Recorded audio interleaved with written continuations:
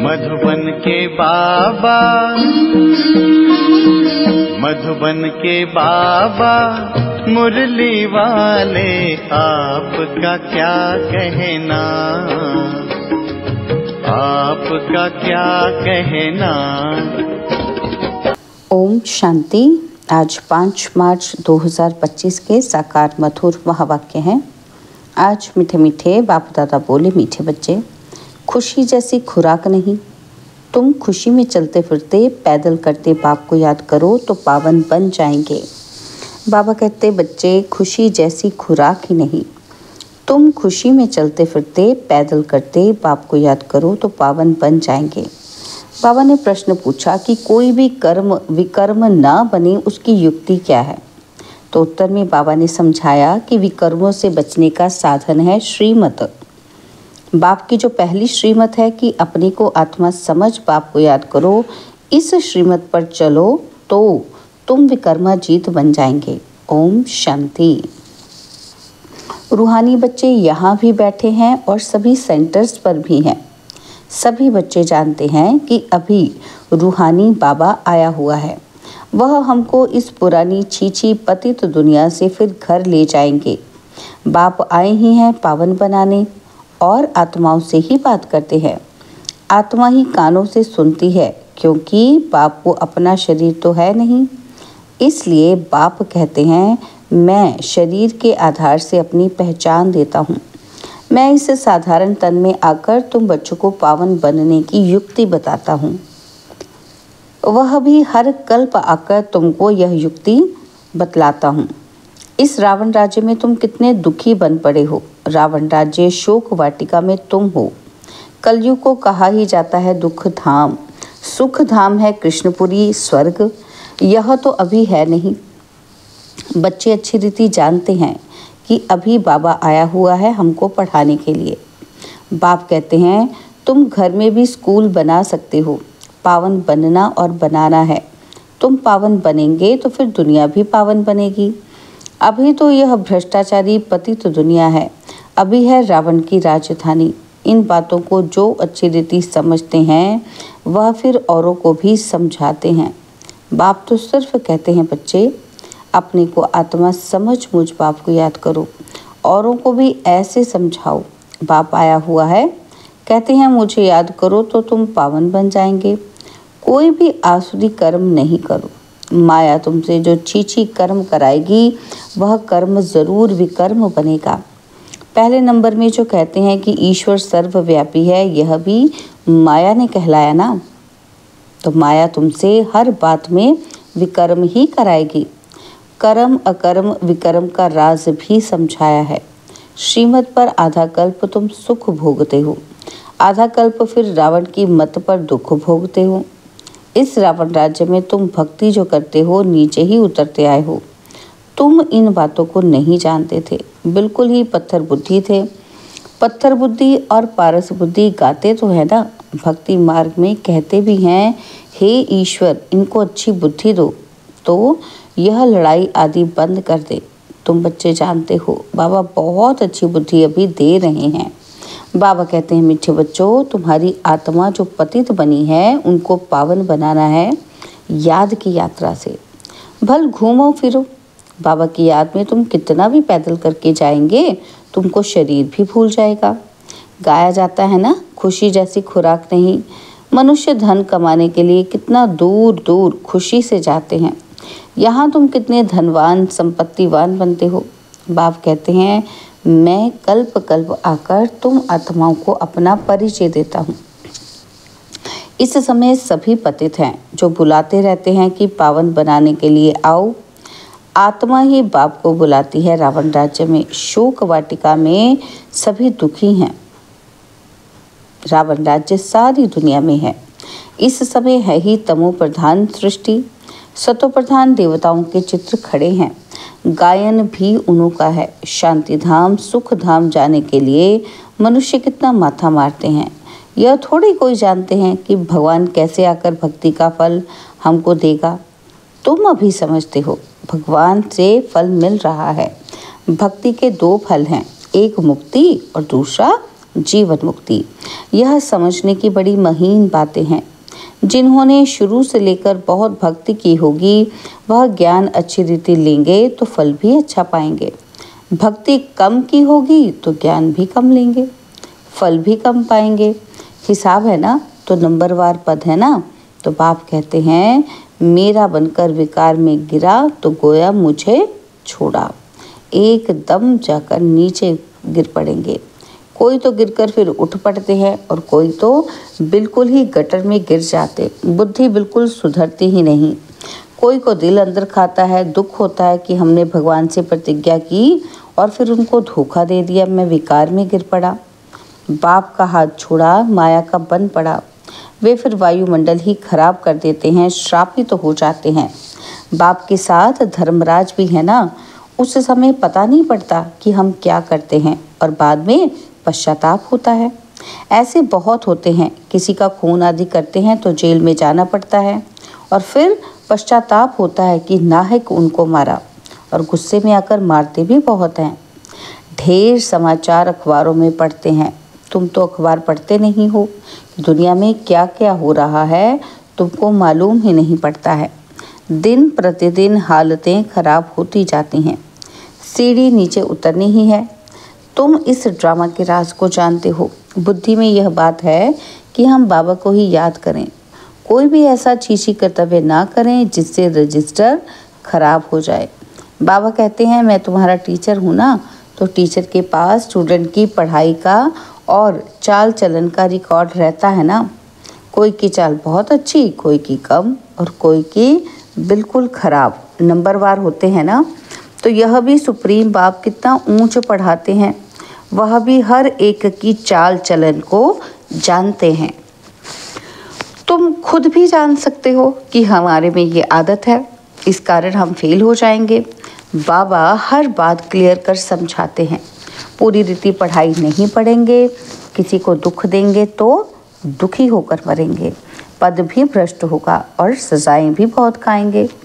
मीठे बच्चे, अपनी और दूसरों की तकदीर बनानी है तो रहम दिल का संस्कार धारण करो। जैसे बाप रहम दिल है तब टीचर बनकर तुम्हें पढ़ाते हैं। कोई बच्चे अच्छी रीति पढ़ते हैं और पढ़ाते हैं, इसमें रहम दिल बनना होता है। टीचर रहम दिल है ना, कमाई का रास्ता बताते हैं कि कैसे अच्छा पोजीशन तुम पा सकते हो। उस पढ़ाई में तो अनेक प्रकार के टीचर्स होते हैं, यह तो एक ही टीचर है और पढ़ाई भी एक ही होती है, मनुष्य से देवता बनने की। इसमें मुख्य है पवित्रता की बात। पवित्रता ही सब मांगते हैं। बाप तो रास्ता बता रहे हैं, परंतु जिनकी तकदीर में ही नहीं है तो तदबीर क्या कर सकते। ऊंच मार्क्स पाने का ही नहीं है तो टीचर तदबीर भी क्या करे। यह बेहद का टीचर है ना। बाप कहते हैं तुमको और कोई सृष्टि के आदि मध्य अंत की हिस्ट्री ज्योग्राफी समझा ना सके। तुमको हर एक बात बेहद की समझाई जाती है। तुम्हारा है बेहद का वैराग्य, यह भी तुमको सिखलाते हैं। जबकि पतित दुनिया का विनाश, पावन दुनिया की स्थापना होनी है। सन्यासी तो हैं निवृत्ति मार्ग वाले, वास्तव में उनको तो जंगल में रहना है। पहले पहले ऋषि मुनि आदि सब जंगल में रहते थे। वह सतो प्रधान ताकत थी तो मनुष्यों को खींचते थे। कहाँ कहाँ कुटियाओं में भी उनको भोजन जाकर पहुँचाते थे। सन्यासियों के कभी मंदिर नहीं बनाते हैं, मंदिर हमेशा देवताओं के बनाते हैं। तुम कोई भक्ति नहीं करते हो, तुम योग में रहते हो।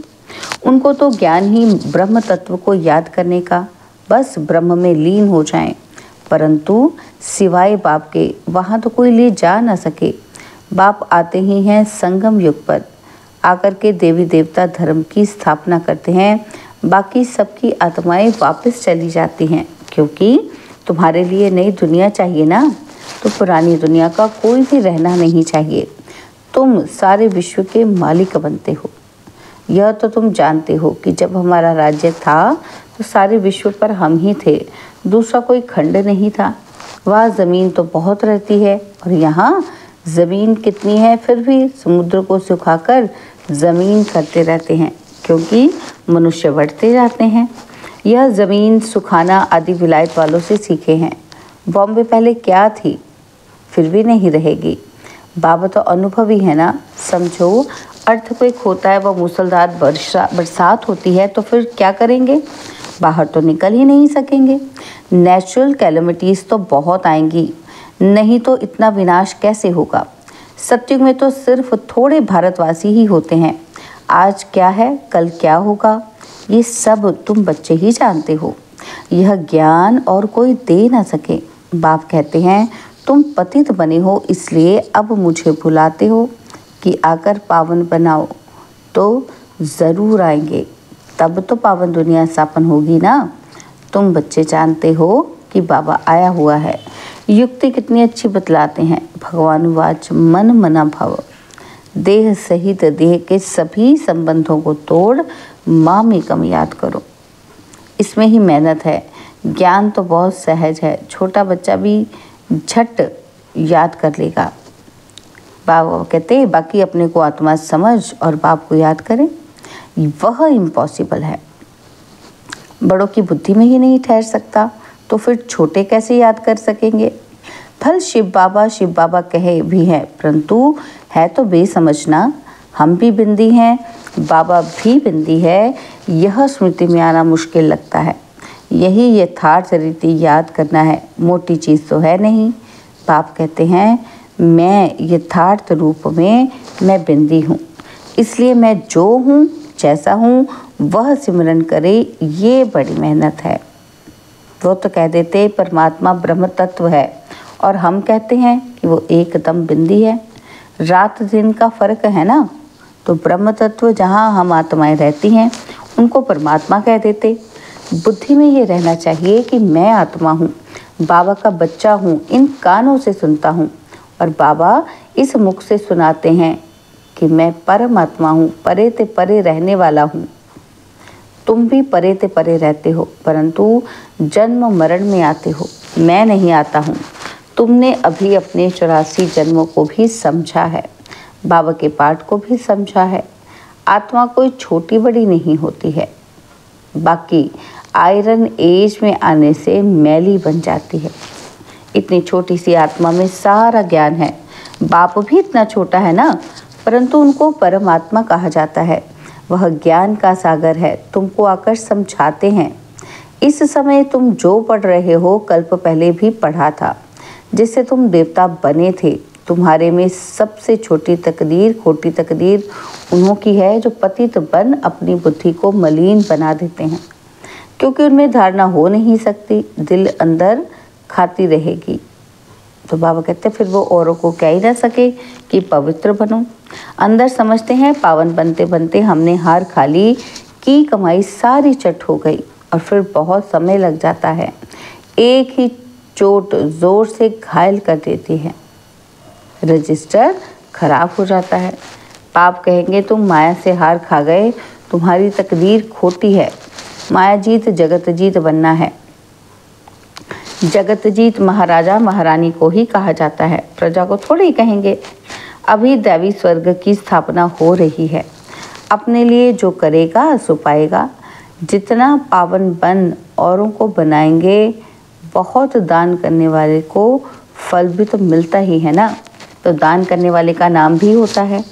दूसरे जन्म में अल्पकाल का सुख पाते हैं, यहाँ तो 21 जन्म की बात है। पावन दुनिया का मालिक बनना है। जो पावन बने थे वही बनेंगे, और चलते चलते माया चमाट मार एकदम गिरा देती है। माया भी कम दुष्टर नहीं है। 8-10 वर्ष पवित्र रहा, पवित्रता पर झगड़ा हुआ, दूसरों को भी गिरने से बचाया, और फिर खुद गिर पड़ा। तो तकदीर ही कहेंगे ना। बाप का बनकर फिर माया का बन जाते हैं, तो दुश्मन हो गया।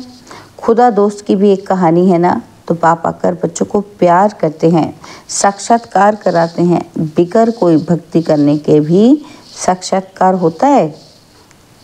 तो बाबा कहते तो दोस्त बनाया ना, कितने साक्षात्कार होते थे। फिर जादू समझ हंगामा करने लगे तो बंद कर दिया। फिर पिछाड़ी में तुम बहुत साक्षात्कार करते रहेंगे। आगे कितना मज़ा होता था, वह देखते देखते भी कितने कट हो गए। भट्टी से कोई ईंटें पककर निकली, कुछ कच्ची रह गई और कोई तो एकदम टूट पड़े।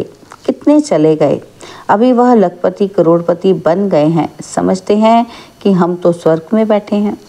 अब स्वर्ग यहाँ कैसे हो सकता है? स्वर्ग तो होता ही है नई दुनिया में। अच्छा, मीठे मीठे सिकिलदे बच्चों प्रति माता पिता बाप दादा को याद प्यार और गुड मॉर्निंग। रूहानी बाप की रूहानी बच्चों को नमस्ते। हम रूहानी बच्चों की रूहानी बाप दादाजी को दिलवा जान सिकवा प्रेम से नमस्ते। ओम शांति। प्यारे बाबा, मीठे बाबा, मेरे बाबा, शुक्रिया बाबा, शुक्रिया बाबा, शुक्रिया। धारणा के लिए मुख्य सार है, पहला पॉइंट है, अपनी ऊंची तकदीर बनाने के लिए रहम दिल बन पढ़ना और पढ़ाना है। कभी भी किसी आदत के वश हो अपना रजिस्टर खराब नहीं करना है। और सेकंड पॉइंट है, मनुष्य से देवता बनने के लिए मुख्य है पवित्रता, इसलिए कभी भी पतित बन अपनी बुद्धि को मलिन नहीं करना है। ऐसा कर्म ना हो जो दिल अंदर खाती रहे, पश्चाताप करना पड़े। बाबा ने आज वरदान दिया, बीज रूप स्थिति द्वारा सारे विश्व को लाइट का पानी देने वाले विश्व कल्याणकारी भव। बीज रूप स्थिति द्वारा सारे विश्व को लाइट का पानी देने वाले विश्व कल्याणकारी भव। बीज रूप स्टेज सबसे पावरफुल स्टेज है। यही स्टेज लाइट हाउस का कार्य करती है। इससे सारे विश्व में लाइट फैलाने के निमित्त बनते हो।